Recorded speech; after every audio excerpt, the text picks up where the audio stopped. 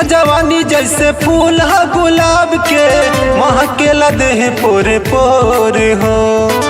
कबल चिखैबू जवानी आए गोरी, रख दे तू मनवा के मोर हो। खिलता जवानी जैसे फूल है गुलाब के, महकेला देह पोरे पोरे हो। कबल चिखैबू जवानी आए गोरी, रख दे तू मनवा के मोर हो। काहे खिसियालू ऐसे करना तू दरिया, बीत जाई तोहर उमिरिया। ए गोरी चल घर के बहरिया, माजा मारे उखिया रहरिया। ए गोरी चल घर के बहरिया, माजा मारे उखिया रहरिया। ए गोरी चल घर के बहरिया।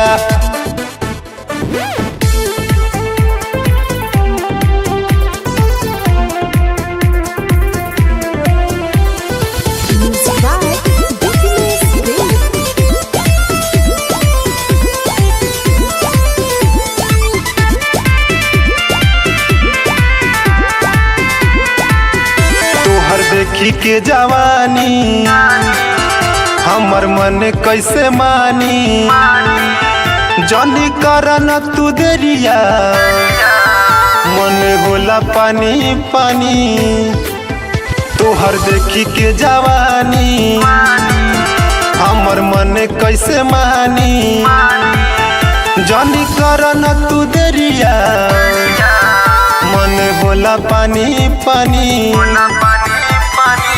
तोहरे लजागिए के कनी तैयारिया, हो गइल रानी भोरा हरिया। ए गोरी चल घर के बहरिया, माजा मारे उखिया रहरिया। ए गोरी चल घर के बहरिया, माजा मारे उखिया रहरिया। ए गोरी चल घर के बहरिया।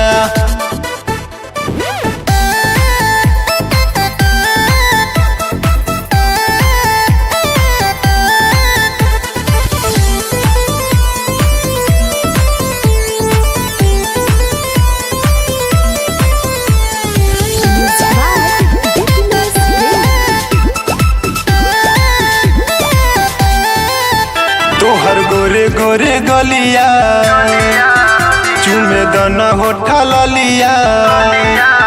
नहीं कर जानी माना, जान बुझा हमर हलिया। तोहर गोरे गोरे गलिया, चुमे दना होठा ललिया। नहीं कर जानी माना, जान बुझा हमर हलिया। सुडू सवरिया धरिया कवरिया, नामे हमर करी दशरिया। ए गोरी चल घर के बहरिया, माजा मारे उखिया रहरिया। ए गोरी चल घर के बहरिया, माजा मारे उखिया रहरिया। ए गोरी चल घर के बहरिया।